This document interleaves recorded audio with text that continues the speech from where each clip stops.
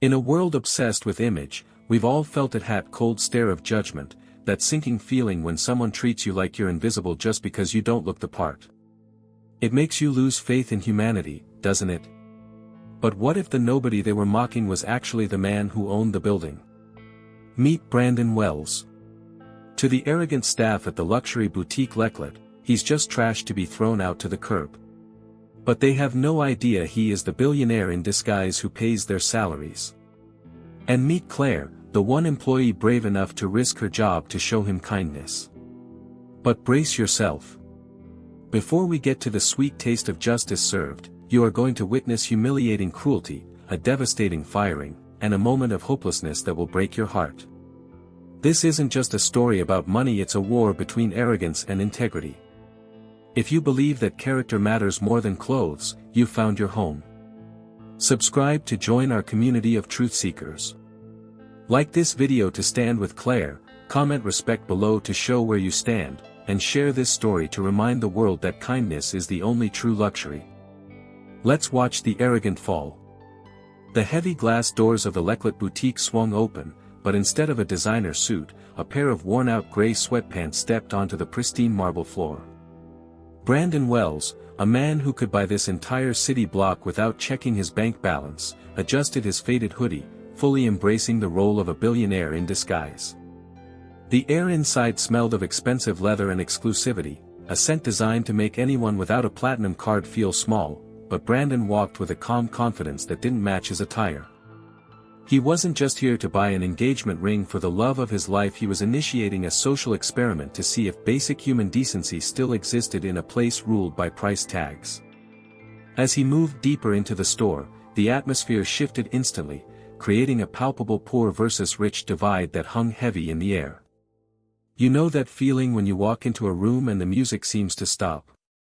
That's exactly what happened, but instead of silence, it was filled with the sharp, judgmental whispers of the staff. It's funny, isn't it, how we've been taught don't judge a book by its cover, yet here, appearance was the only language they spoke fluently. Brandon noticed the security guard stiffen near the entrance, hand hovering near his belt, treating a potential customer like a threat simply because his comfort didn't scream luxury. He approached the central display case, where diamonds sparkled under lights brighter than most people's futures, looking for something unique. Brandon Wells leaned in, his fingers resting on the glass, leaving a smudge that seemed to offend the very soul of the store. He wasn't looking for a discount, he was ready to drop a fortune, but the arrogance radiating from the sales floor was a barrier thicker than the security glass. It's a tragic irony that those selling the dream of love and commitment were so devoid of the empathy that makes those things real, completely unaware they were failing a kindness test before it even began. Detailed specifically to catch the light, a massive solitaire caught his eye, perfect for the question he planned to ask, but getting assistance was proving to be a battle. He cleared his throat, a simple "excuse me" that hung in the air like a bad smell, ignored by three associates who suddenly found their clipboards fascinating. This wasn't just bad service, it was a calculated act of exclusion, a silent way of saying, "You don't belong here." It makes you wonder how many times true character is revealed not by what we do when people are watching, but by who we choose to ignore when we think they don't matter. The silence from the staff was loud, screaming their disdain, and Brandon felt the sting of being humiliated without a single word being spoken. He saw a young woman in the back, Claire Fisher, organizing inventory, but before she could look up, a senior associate steered her away, likely warning her not to waste time on the riffraff. It's wild to think that in their quest to maintain an image of elite status, they were actively driving away the biggest commission of their lives. This is the danger of assumptions. They build walls where bridges should be, and today, those walls were about to be tested by an undercover CEO. Brandon didn't retreat, instead, he tapped on the glass again, harder this time, his patience wearing thin but his resolve hardening like the diamonds beneath his fingers. He knew that instant karma has a funny way of circling back, and while he stood there being judged, he was also the judge, jury, and executioner of their fate. The tension was ratcheting up, and just as he was about to call out again, a shadow loomed over him, not to help, but to intercept.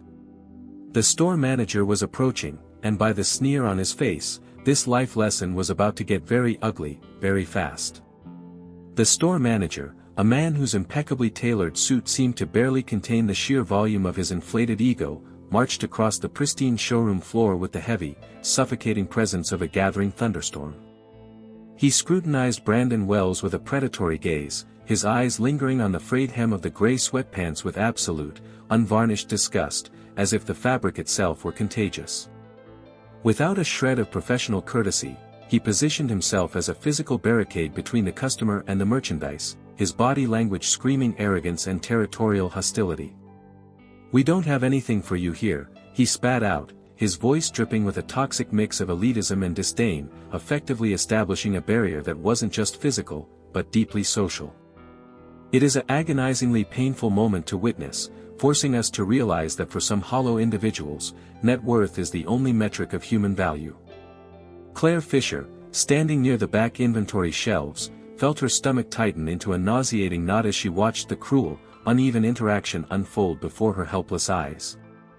She saw the quiet, stoic dignity in Brandon's posture, which stood in stark, blinding contrast to the aggressive poor versus rich dynamic the manager was so eager to enforce.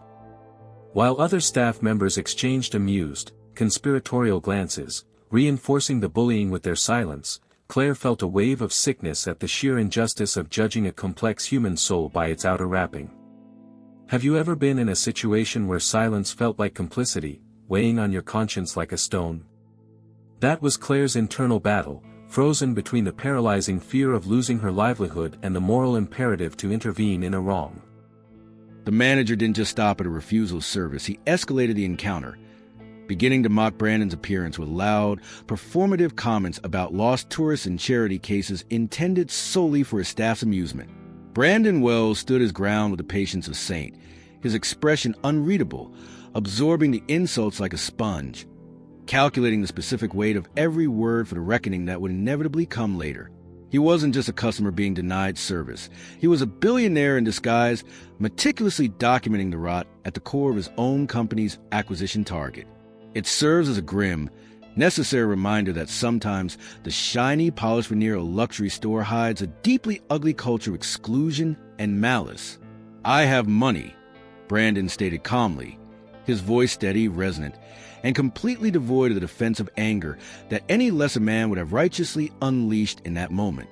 The manager laughed, a harsh, barking sound that echoed off the glass cases like a gunshot, and pointed imperiously toward the exit, treating the statement like a pathetic joke told by a delirious child. It's moments like these that make you question the fundamental values of our society. Why do we equate the size of a wallet with the right to exist in certain spaces? The manager was so blinded by his own prejudice that he couldn't see he was insulting the very man who could buy and sell him 10 times over without blinking. Claire watched, her hands trembling slightly at her sides, realizing that her inaction was slowly becoming a moral weight she couldn't bear, terrify her even more than the manager's legendary wrath. She looked at Brandon's worn shoes and then at her manager's polished Italian leather, realizing with a jolt that the dirt wasn't on the floor, it was in the attitude of the man in charge. She knew this wasn't just a random event. Life has a funny, terrifying way of presenting a kindness test when we least expect it, challenging our true character to emerge. If you were Claire, watching this public humiliation, would you risk your paycheck to stand up for a stranger who could offer you nothing? The manager turned his back on Brandon, dismissing him entirely with a wave of his hand, signaling that the conversation was over and that the trash should take itself out immediately. Brandon Wells didn't move, his eyes locking onto Claire's for a brief, intense second, a silent plea, or perhaps a cosmic challenge to see if anyone in this frozen room had a beating heart. The air was thick with tension, the kind of heavy static that precedes a lightning strike, and the silence of the store felt like a suffocating blanket of shame. It was the ultimate low point of the interaction, a display of raw power that demanded a response, and the universe was waiting with bated breath for someone to step up. Ignoring the burning, venomous glare she knew would inevitably come from her manager, Claire Fisher took a deep, steadying breath and stepped out from behind the safety of the inventory racks. "I can help you, sir," she said, her voice shaking slightly with adrenaline but her eyes radiating a defiant warmth, cutting through the icy atmosphere of the boutique like a laser. The manager shot her a look that promised swift retribution, a silent warning that she was making a fatal career error. But Claire chose unconditional kindness over the paralyzing grip of fear. It takes a rare and special kind of bravery to stand alone when the crowd is heading in the opposite direction, to be the lone voice of reason in a chorus of judgment, doesn't it? She guided Brandon Wells to a quieter counter, away from the sneering, judgmental faces of her colleagues, treating him with the same ceremonial reverence she would show a visiting diplomat or royalty.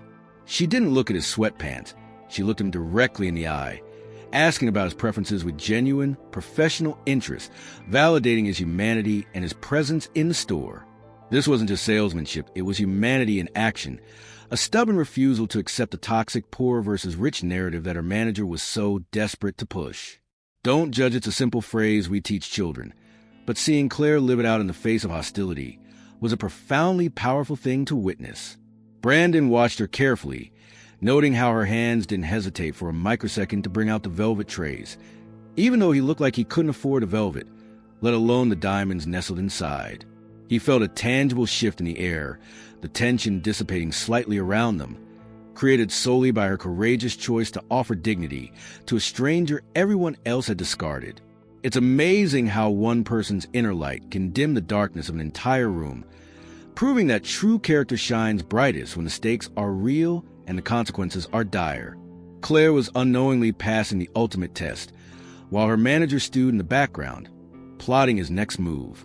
"I apologize for the wait," Claire said softly, a subtle, elegant way of apologizing for her boss behavior without being insubordinate, showing a level of emotional intelligence that money can't buy. Brandon Wells smiled, a genuine expression that reached his eyes, realizing with relief that it found the needle in the haystack he was looking for. He saw the name tag on her uniform Claire Fisher and committed it to memory, not for a complaint, but for a reward she couldn't possibly imagine in her wildest dreams. In a world obsessed with status symbols, Claire was proving that class has absolutely nothing to do with income or attire. The manager whispered something vicious to another employee, pointing at Claire and shaking his head, clearly predicting a colossal waste of time and resources on a bum. But Claire blocked it out, constructing a mental wall against the negativity, focusing entirely on Brandon, showing him rings that cost more than her annual salary, without blinking an eye. She was breaking the unwritten, snobbish rules of the luxury store culture, which dictates that respect is commodity to be traded strictly for cash. If everyone acted with Claire's heart, dismantling these barriers, how different and more beautiful would our daily interactions be? As she polished a ring before handing it to him, Brandon Wells felt the immense weight of the moment this woman was risking her professional standing for him, a man she thought had nothing to offer. It was a pure act of service, unpolluted by the expectation of commission or a tip, and it struck a chord deep within his guarded soul. This is the essence of a life lesson. Sometimes the greatest teachers are the ones we least expect, found in the places we least expect to find them. Claire didn't know she was serving an undercover CEO, but she was treating him like a king anyway, setting the stage for what was to come. Brandon Wells decided to push the envelope further, pointing deliberately to the locked glass case behind the counter that housed the Collection Royale, the store's most exorbitant and guarded pieces. "I'd like to see that one," he said, gesturing to a diamond necklace worth a small mansion, testing the absolute limits of Claire's patience and trust. A ripple of laughter erupted from the back where the manager stood, a cruel, distinctive soundtrack to the scene, mocking the sheer audacity of the man in the hoodie. It's the kind of moment that makes your blood boil watching someone being ridiculed simply for dreaming big, isn't it? Claire Fisher didn't flinch, though her internal alarm bells must have been ringing deafeningly. Knowing that showing these items required security protocols she was effectively bypassing. She unlocked the case with steady, determined hands, ignoring the manager's loud, theatrical sigh of what a waste of time that echoed to a quiet store.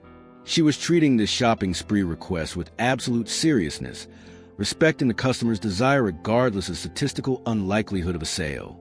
It begs the question, is patience a skill we learn through training, or is it a reflection of how much we intrinsically value other human beings?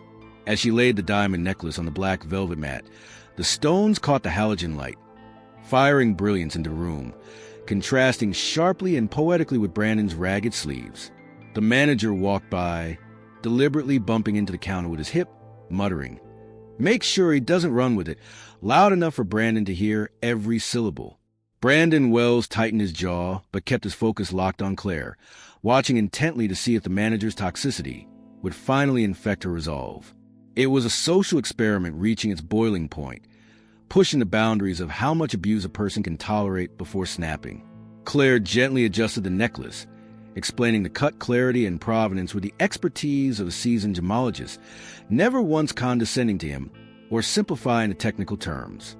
She saw a human being interested in beauty, not a potential thief or a beggar, effectively dismantling the poor versus rich barrier the manager tried so hard to build. Brandon Wells asked question after question, dragging the process out, observing her emotional stamina in the face of mounting peer pressure. Have you ever had someone believe in you when no one else did, even when it made no sense? That's the energy Claire was projecting. The manager checked his watch ostentatiously, signaling to the security guard to move closer, treating the innocent interaction like a crime in progress. Claire Fisher noticed a guard looming but offered Brandon a reassuring smile, creating a protective psychological bubble around their interaction. She was unknowingly fighting a battle for her own soul, proving that her true character wasn't for sale or subject to the whims of peer pressure. It was a beautiful, defiant display of integrity in a room full of shallow judgments and hollow values. Brandon Wells leaned back, feigning indecision, asking to compare it with another incredibly expensive piece, effectively doubling down on perceived waste of time. The manager threw his hands up in exasperation, retreating to his office, but leaving the door open to glare like a hawk. Instant karma was brewing in the background, a storm gathering strength, but for now, the scene was a testament to Claire's incredible professionalism. She was passing the hardest part of the test, sustaining kindness, when it seems logically and socially suicidal to do so. Sensing the tension was wearing on her, Claire Fisher did something unexpectedly human. She reached under the counter and brought out a small bottle of premium water, offering it to Brandon. "You look like you've had a long day," she said softly, breaking the transactional nature of the moment and entering a space of genuine, unfiltered human connection.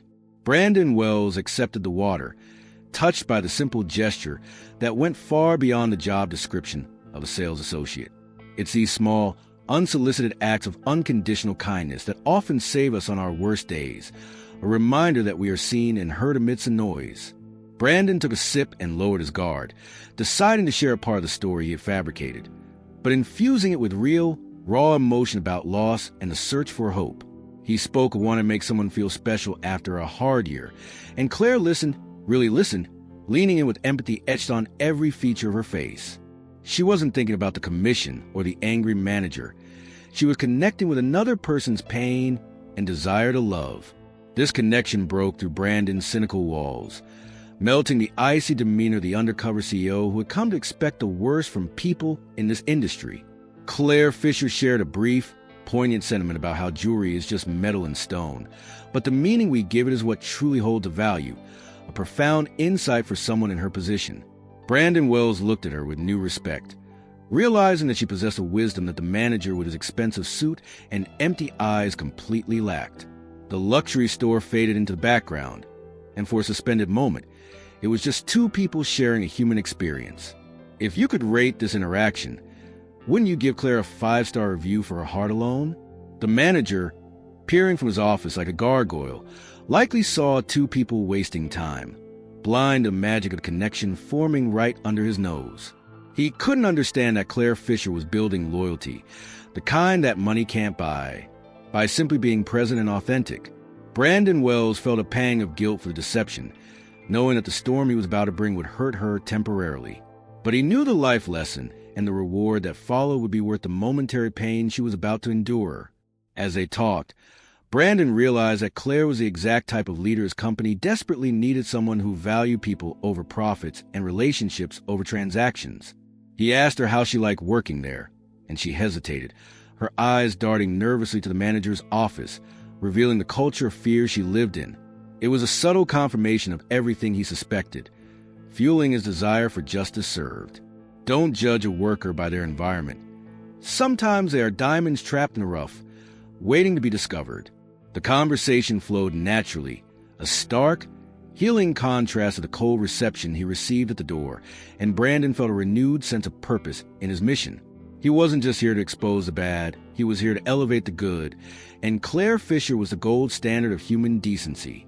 It's rare to find someone who treats a pauper like a prince. But when you do, you know you found something special. This moment of peace was the calm before the storm, a fragile bubble about to be burst by the sharp needle of reality. The bubble popped violently as the manager, unable to contain his fury any longer, stormed out of his office and marched straight up to the counter with a face like thunder. "Enough," he barked, slamming his hand down on the glass, causing Claire Fisher to jump and the water bottle to wobble dangerously on the counter. "I need you to leave immediately." He sneered at Brandon Wells, his face red with indignation. "We need this counter for real clients who actually have money." It was a brutal, aggression-fueled act of being humiliated, designed to crush Brandon's spirit publicly and assert dominance. Claire Fisher gasped. "Sir, please." He's just looking, but the manager cut her off with a sharp silence that echoed through the store, startling other shoppers and freezing the room. He turned his venom back to Brandon, criticizing his clothes, his smell, and his very presence in his boutique with a cruelty that was hard to watch. It was the epitome of the poor versus rich conflict, a man with little power abusing it to make himself feel big at the expense of another. How would you react if someone spoke to you like that? The urge to scream back would be overwhelming, but Brandon remained eerily, unnervingly calm. Brandon Wells slowly set the water down, his eyes turning to steel, memorizing the manager's face and the badge that read General Manager with photographic precision. "Are you refusing my business?" Brandon asked quietly, giving the man one last, merciful chance to save himself from the instant karma that was loading. "I'm refusing your loitering." The manager spat back, motioning for the security guard to step in and remove the problem. The arrogance was blinding, a total failure of leadership that was painful to watch and destined to be punished. The other customers in the store stopped to watch, some looking uncomfortable, others looking down their noses, judging the scene based on the manager's twisted narrative. Claire Fisher looked like she wanted to cry, her face flushing with secondhand embarrassment and righteous anger for the injustice happening to her client. She looked at Brandon with eyes that said, "I'm so sorry," a silent apology for the cruelty of the world she couldn't control. It's a harsh life lesson. Sometimes authority figures are the biggest bullies in the room, hiding behind titles and rules. The manager grabbed the expensive necklace on the counter and locked it away aggressively, as if protecting from a contagious disease carried by the poor. "Get out before I call the police," he threatened, escalating the situation to an absurd level for a man who simply asked to see jewelry. Brandon Wells stood up slowly, unfolding his full height, looking the manager in the eye with a gaze that should have terrified him to his core. The shocking reveal was close, but Brandon knew he had to play the victim one last time to seal the manager's fate completely. "You're making a big mistake," Brandon said, his voice low and dangerous, carrying a weight that the manager was too dense to perceive. But the manager just laughed, a sound devoid of joy and full of scorn. "The only mistake was letting you in," the manager retorted, smug in his victory, completely unaware he was digging his own grave with every word. Claire Fisher stood paralyzed, caught between her livelihood and her morality. It was a scene of raw ugliness, the kind that leaves a scar, setting the stage for the ultimate revenge. Brandon Wells turned and walked toward the exit, his head held high, the sound of his worn sneakers on the marble echoing in the sudden, shocked silence of the store. He didn't shout, he didn't fight, he just left, leaving a vacuum of tension behind him that felt heavier than any screaming match. Claire Fisher watched him go, her heart breaking for the unfairness of it all, feeling devastated by the blatant injustice she had just participated in against her will. Have you ever felt that heavy, sinking pit in your stomach when you watched the bad guy win? That was a suffocating atmosphere in Lecklet at that precise moment. As soon as the door clicked shut, the manager spun around and unleashed his fury on Claire, needing a new target for his adrenaline and frustration. "How dare you waste my time with that trash?" he yelled, scolding her for her naivety and lack of judgment, parading her alleged incompetence before the team. He berated her in front of the entire staff, using her kindness as a weapon to attack her competence, twisting her virtues into vices. Claire Fisher stood there, taking the verbal beating, tears stinging the corners of her eyes, but refusing to fall and give him the satisfaction. She was being punished for being human, a twisted reality of the corporate world.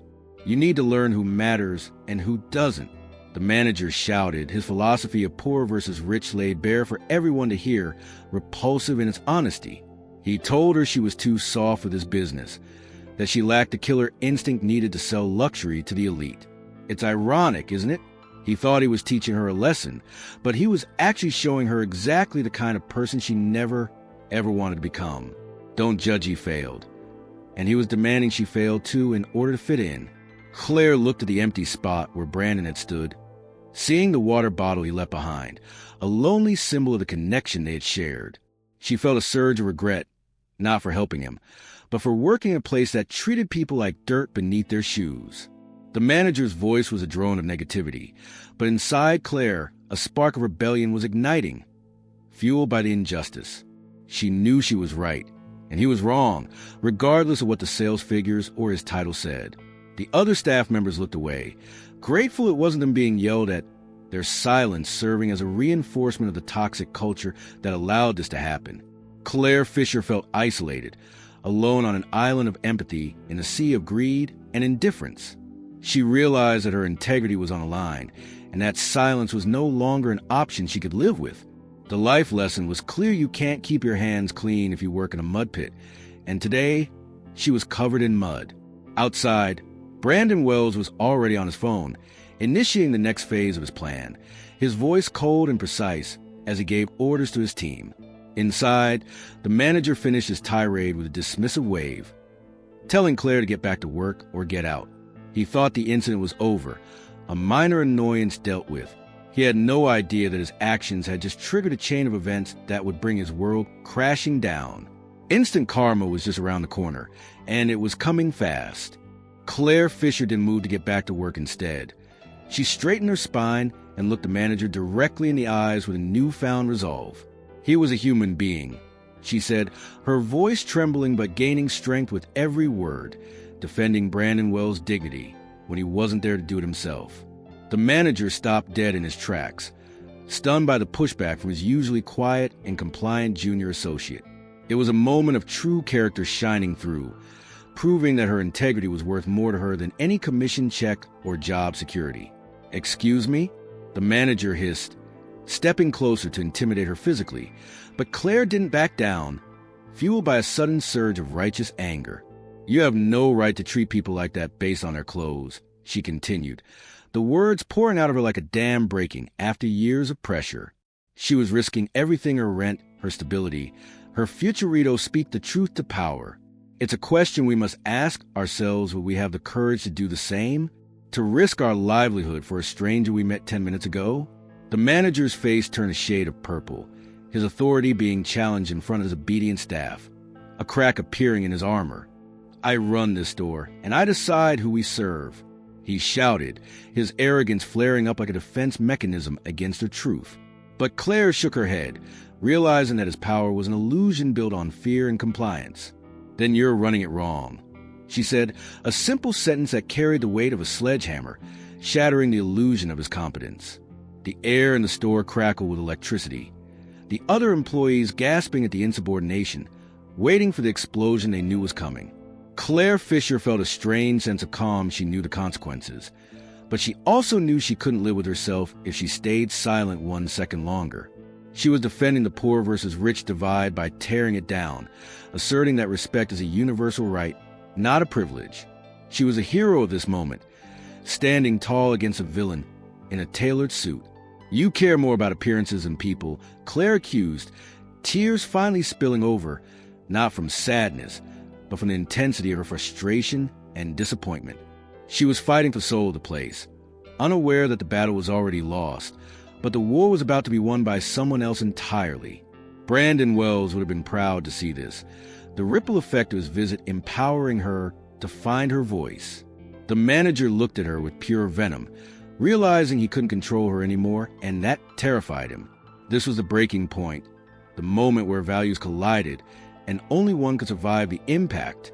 Claire Fisher had drawn a line in the sand, proving that unconditional kindness is a strength, not a weakness. But in the corporate world, strength like that is often punished before it is rewarded, and the punishment was imminent. "You're fired." The manager screamed, pointing a shaking finger at the door, his voice cracking with rage and lost control. "Get out of my store. You're done." It was a sentence Claire Fisher expected, but hearing it still hit her like a physical blow to the chest. She was fired on the spot for insubordination, thrown out just as she needed this job the most to cover her bills and survive. It was the ultimate act of cruelty from a man who valued his fragile ego over his employees' lives and well-being. The manager grabbed her arm to usher her out, an aggressive move that made Claire Fisher pull away sharply, refusing to be handled like luggage. "I can walk myself out," she said, maintaining her dignity even as her world crumbled around her. She gathered her purse from behind the counter, her hand shaking uncontrollably now that the adrenaline was fading. The social experiment had a casualty, and it was the one person who deserved to pass with flying colors. It's a heartbreaking reality that sometimes doing the right thing leads to the hardest consequences. As she walked toward the door, the manager shouted after her, "And don't expect a reference. You're finished in this town." He was trying to destroy her future, his revenge for her defiance petty and absolute, intending to leave her with nothing. Claire Fisher didn't look back, walking past the silent security guard and the customers who watched the drama like it was reality TV. She felt the weight of the humiliated tag transferring from Brandon to her, a heavy mantle to bear. She stepped out of the cool, scented air of the boutique into the harsh, bright sunlight of the street, blinded for a moment. The door clicked locked behind her symbolically, and literally shutting her out of the life she knew. She had lost her income, her stability, and her path, all because she offered a glass of water to a guy in sweatpants. It brings up a painful dilemma. Is kindness a liability in a cutthroat world? At this moment, it certainly felt like it was. The manager stood inside, adjusting his tie, looking around at his staff with a "let that be a lesson to you" expression. He felt powerful, believing he had excised a cancer from his store and reasserted his dominance. He had no idea that by firing Claire Fisher, he had just sealed his own fate with a billionaire in disguise. He thought he had won, but he had just triggered the endgame that would destroy him. Claire Fisher stood on the sidewalk, the noise of the city rushing around her, feeling small and defeated. She had stood up for justice served, but all she got was unemployment and uncertainty. It was a raw, unfair deal, and the bitterness of it tasted like ash in her mouth. She was a collateral damage of a war between arrogance and decency, left alone to pick up the pieces. Claire Fisher collapsed on the curb, her legs giving way as the reality of her situation crashed down on her with crushing force. She buried her face in her hands, tears flowing freely now, believing her kindness had cost her livelihood. It was the ultimate low point, the all-is-lost moment where the hero sits in the ashes of their defeat, wondering if it was worth it. Have you ever sat on a curb, wondering how you're going to pay for your next meal or face your family? That was Claire's reality in that moment. Passers-by walked around her, ignoring the crying woman in the uniform, a grim reflection of the indifference she had fought against inside the store. She felt foolish for being naive, just as the manager had said, questioning her own values. Maybe the world really was just poor versus rich, and she was destined to lose because she refused to play the game by their cruel rules. The doubt crept in, poisoning her belief in unconditional kindness, making her wonder if she should have just looked away. She thought about her rent due in 3 days, the groceries she needed, the precarious balance of her life that had just been kicked over by a tyrant. Claire Fisher felt a deep sense of regret, not for the person she was, but for the vulnerability that came with it. Why does doing the right thing often feel so wrong in the aftermath? It's a test of fate that breaks the strongest of us, forcing us to choose between survival and morality. Behind the glass of the store, life went on as if she had never existed. She could see the manager laughing with a client, totally unbothered by the life he had just ruined 5 minutes ago. It was a stinging visual of arrogance triumphing over good, a mockery of justice. She felt small, invisible, and utterly defeated, a discard in a game she didn't know how to play. The life lesson seemed to be that nice guys finish last, and they finish unemployed. She wiped her eyes, trying to compose herself, but the sobs kept coming, racking her body. It was a moment of pure, raw vulnerability, stripping away her defenses. She didn't see the cars approaching. She didn't see the change in the atmosphere of the street. She was wrapped in her own despair, believing this was the end of her story. But we know, don't we? It was just the darkness before the dawn. As she sat there, a shadow fell over her, not menacing this time, but large and protective. She didn't look up, too ashamed of her tears to face the world. She was at rock bottom, the perfect place for a shocking reveal to turn the world upside down. Her true character had been tested and proven. Now it was time for the reward that she couldn't even imagine. Suddenly, the rhythmic hum of the city was drowned out by the deep, guttural rumble of high-performance engines. A fleet of black luxury SUVs pulled up to the storefront, screeching to a halt in a formation that screamed power and military authority. The lead vehicle, a massive beast with tinted windows, stopped right in front of where Claire Fisher sat, causing a scene that stopped traffic and turned heads. Passers-by stopped to gawk. This was the kind of entrance reserved for heads of state or royalty, not for a busy city street. Inside the store, the manager froze, his laughter dying in his throat as he noticed a commotion. He peered through the glass, confused and then excited, thinking a VIP client, a real one, had finally arrived to validate his store. Now this is a customer, he likely thought, straightening his tie and rushing to the door, ready to fawn over whoever stepped out. The arrogance blinded him to the fact that this arrival felt aggressive, almost predatory. It wasn't a shopping trip, it was a raid.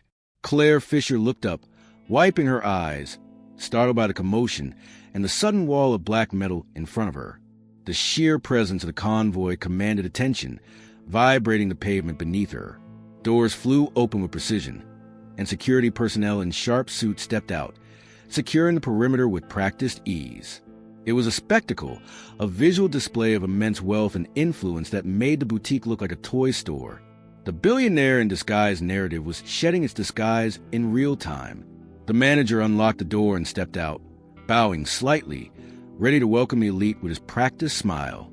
He ignored Claire on the curb, viewing her as an eyesore ruining the aesthetic of his big moment, a stain on his pavement. He was so sure of himself, so ready to profit, completely misreading the situation. Isn't it satisfying to watch someone walk confidently into a trap they set for themselves? The atmosphere shifted from despair to anticipation, electric with potential energy. The air crackled. Something big was happening. Something that would change everything. The contrast between Claire's crying figure and the military-grade precision of the SUVs was a visual definition of poor versus rich turning on its head. The social experiment was officially over. The reckoning had begun, and it was going to be televised to the street to see. The back door of the lead SUV opened slowly, adding to the suspense.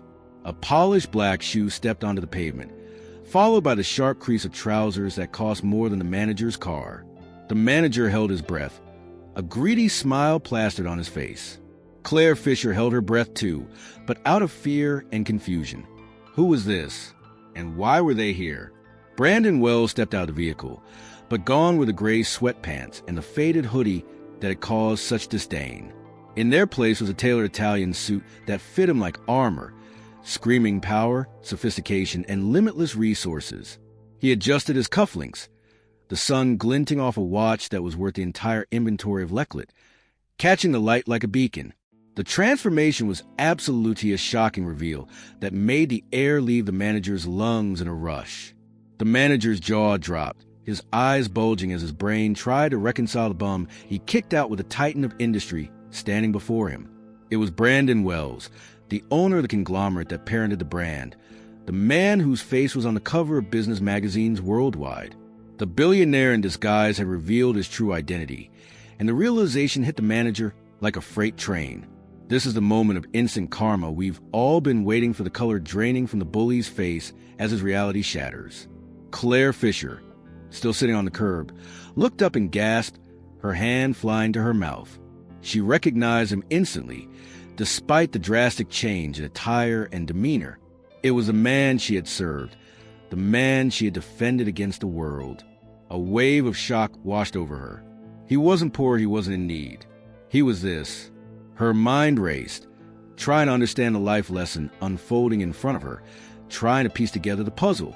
Brandon didn't even look at the manager yet, treating him as irrelevant. He buttoned his jacket with a calm, deliberate movement, radiating an aura of command that frozen everyone in place. The security team flanked him, creating a wall of intimidation that separated the gods from the mortals. The arrogance of the manager evaporated instantly, replaced by a cold, creeping terror that started in his stomach. He knew, in that split second, that he had made the biggest mistake of his life. The street fell silent, watching the drama unfold. It was a scene straight out of a movie, the ultimate don't judge a book by its cover climax played out in real life.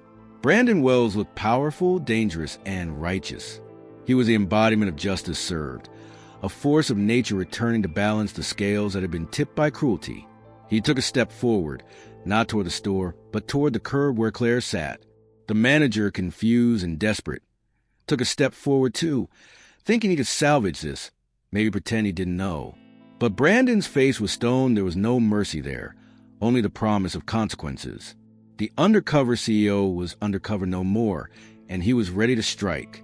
Brandon Wells bypassed the shocked manager completely, treating him like a ghost, and went straight to Claire Fisher, crouching down to her level. He extended a hand, his expression softening from corporate shark to the gentle man she had served earlier. "I'm sorry you had to go through that," he said, his voice sincere and low, apologizing for the test that had caused her such pain. It was a moment of tender humanity amidst a display of power, bridging the gap between their worlds. Claire stared at his hand, then at his face, and slowly reached out, her fingers brushing against his expensive sleeve. He helped her up effortlessly, steadying her when her legs wobbled from the emotional whiplash. You're him," she stammered, wiping a tear from her cheek, still processing the impossible. Brandon Wells nodded. "I am, and I saw everything." The validation in those words was worth more than gold. He wasn't just a billionaire in disguise, he was a witness to her true character. The manager watched, mouth agape, as the owner of the company helped the fired employee to her feet, like she was the queen. He tried to speak, "Mr. Wells, I didn't know," but Brandon didn't even turn his head to acknowledge the sound. His focus was entirely on Claire, showing the world who the real VIP was in this scenario. This is the beauty of unconditional kindness. It elevates you in ways you can't predict, turning the tables when you least expect it. "I needed to know who was running my stores," Brandon explained to Claire, his voice carrying to manager's ears. "And I needed to know if there was anyone left with a heart." He pulled a handkerchief from his pocket and handed it to her, a gesture of care that contrasted sharply with the manager's cruelty. Claire Fisher took it, feeling a mix of relief and disbelief.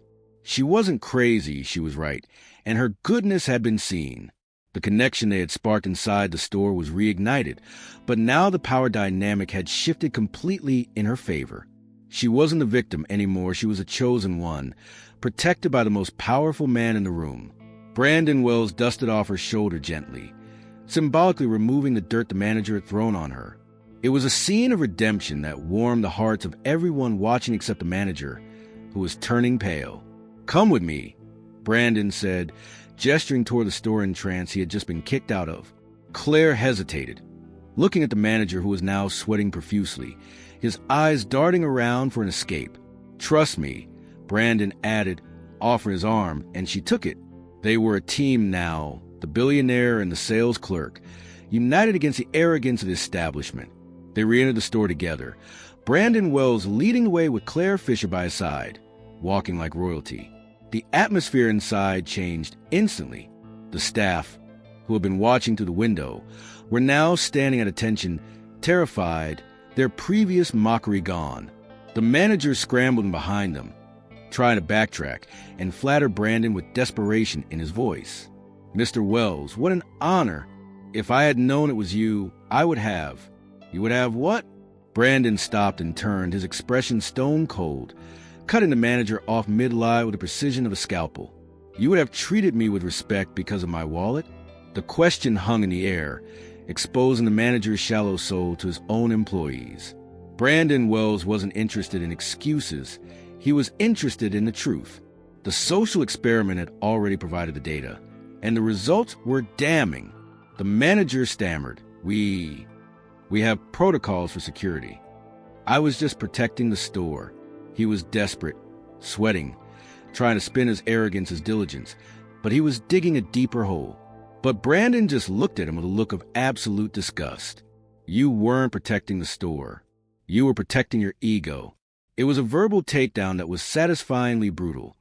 Stripping away the manager's defenses, Claire Fisher stood beside Brandon, watching her tormentor crumble into a pathetic mess. She didn't feel joy in his pain, because that's not who she is, but she felt a profound sense of justice served. The man who had made her feel small was now shrinking before her eyes, reduced to nothing by the truth. It's a powerful reminder that instant karma hits hardest when you least expect it, and when it hits, it destroys. Brandon walked over to the counter where he had been refused, touching the glass. "You humiliated a customer," he said, pointing to the spot where he stood in his sweatpants. "And you fired the only person who upheld the values of this company." The manager looked at Claire, silently begging for her to intervene, to save him from the inevitable. But Claire remained silent, letting the consequences flow, knowing he deserved this. The store felt different now. The air cleared of the manager's toxicity. The luxury store veneer had cracked, revealing the reality beneath. Brandon Wells was dismantling the toxic culture brick by brick, using the manager's own actions as the hammer. It was the moment of reckoning, and there was no escape for the guilty. Brandon Wells turned to face the entire staff, his voice booming with authority that filled the space. "I didn't just come here to buy a ring," he announced, letting the words sink in. "I bought the franchise location." Gasps echoed through the room from the staff. He had bought the whole store just to fix this problem. It was a flex of wealth that was almost incomprehensibly a shopping spree of an entirely different level, a purchase made out of principle. "I bought it specifically to fire you," Brandon said, looking directly at the manager with eyes like ice. "You're done. Pack your things and leave. Now." The words were final, a gavel striking the sound block, and in the manager's reign of terror. The manager slumped, defeated, realized his arrogance had cost him everything. He had fired Claire 5 minutes ago, and now he was the one walking out the door. Justice served was swift and absolute, and him installing a new leader, Brandon continued, turning his gaze to Claire Fisher, who stood stunned beside him. Someone who values people. Someone who understands that kindness is the ultimate luxury. The staff looked at Claire in shock. The junior associate was about to become the boss. It was the ultimate revenge story, but one driven by positivity and growth. The manager, humiliated and stripped of his power, began to collect his things, the shame burning his face red. He had to walk past Claire to leave, the same walk of shame he had forced her to take moments ago. The tables had turned completely. Poor versus rich didn't matter anymore. It was good versus bad, and good had won decisively. Claire Fisher looked at Brandon, stunned, tears welling up again. "Me?" she whispered, unable to believe it. Brandon nodded firmly. "You have the true character to lead. I can teach you the business, but I can't teach him how to be a human being." It was the highest compliment she could receive, a validation of her entire life's philosophy. The manager left the store, the door closing behind him with a finality that signaled a new era for Lecklet. The toxic cloud lifted, and the store seemed to brighten. Brandon Wells had cleaned house, and he had done it with style, leaving a lesson that no one would ever forget. Brandon Wells reached into his pocket, but instead of a ring, he pulled out a set of keys, the metal jingling in the quiet store. He handed the store keys to a stunned Claire Fisher. "The store is yours to manage, Claire. Run it your way. Treat people the way you treated me." It was a life-changing moment, a rag storage's turn that Claire never saw coming. She took the keys, the metal cool in her palm, symbolizing her new future and her vindication. "And one more thing," Brandon said, his professional demeanor softening into a warm smile. "I still need that engagement ring, but I'd also like to take the new manager out to dinner, to celebrate."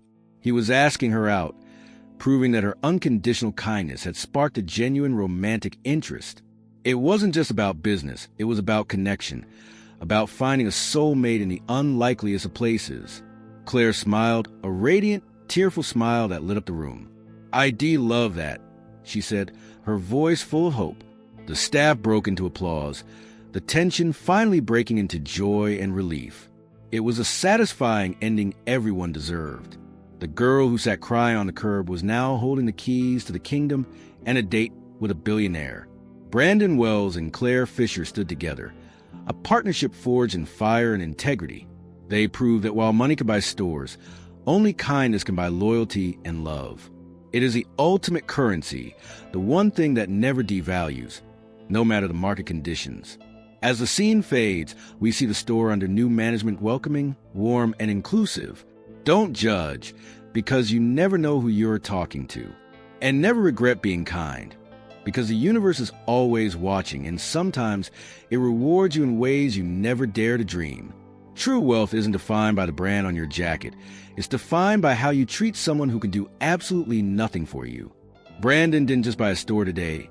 He bought a lesson for the rest of the world. Never mistake silence for weakness, and never mistake humility for poverty. If you believe that kindness is the ultimate superpower and that integrity is worth more than gold, then you have found your tribe. Subscribe right now and join a community that values the heart over the wallet. Let's make some noise like this video to help us spread this message of respect to millions. Comment below with your answer if you were Claire. Would you have risked your job to help him? I want to read your story. And share this video with a friend who needs to be reminded that the good guys eventually win. And the journey doesn't end here. Our channel is a treasure chest of emotional roller coasters, just like this one. While you wait for our next release, dive into our past videos and discover the other unforgettable stories waiting for you in the archives. But keep one eye open, because the next story we are crafting is going to shake you to your core. Turn on that notification bell so you are the first to witness the next chapter. You definitely do not want to be left out.